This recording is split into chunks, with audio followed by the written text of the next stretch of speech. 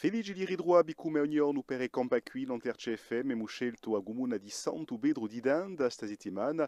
Oggi ci andiamo a pigliare un caffè di Jean-Marc Pietrera che ha un stabilimento dunque a centro di Ubese. Lo ritroviamo subito. RCFM e Campacui. Allora, io sono qui di Santo Pedro e ora c'è stato messo in l'occasione, io ho aiutato ora 28 anni fa e dopo c'è un bar di paese dove gente si raccogliano più e voilà, tutto questo fa un legame sociale tra le gente che vengono in un bar. La linea sociale è importante nei paesi perché tutto il mondo, quelli che vengono in un bar è solamente per raccogliersi, per discutere di affari di paesi, dell'agricoltura, di caccia, di tutto ciò che si passa in un paese. E poi in più c'è la scuola, mica lontano da qui, fa che la gente vengono a lasciare i zidelli e vengono a passare un momento in bar.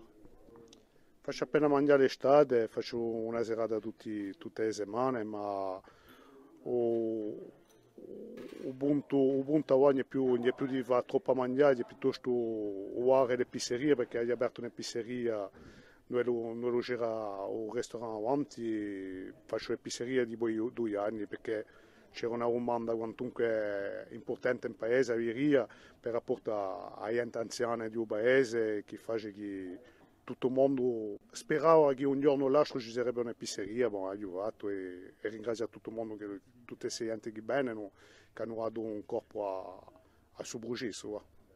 In paese si campa abbastanza bene come in tutti i paesi, in tutti i paesi diciamo, perché la gente qui ha più dell'agricoltura, ma c'è la scuola, quantunque c'è la mairia, c'è quantunque parecchie gente che sono impiegate a Bosta, c'è sempre un paese che campa appena, quantunque c'è assai commerci, c'è tre commerci, c'è una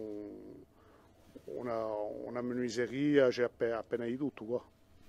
La bene c'era a bere con safari di sugo vide, perché è vero che quando lo si gioca 7 mesi in lanada e che è appena più complicato dopo. Quando voglio vivere in un paese, di far arrivare gente, di far tornare sul sforzo di arrivare in bar, è vero che è appena complicato. E domani ma continua la nostra spaziata nel comune di Santo Pedro di Danda.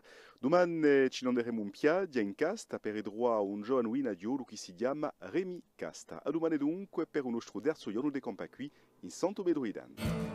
RCFM e Campacui.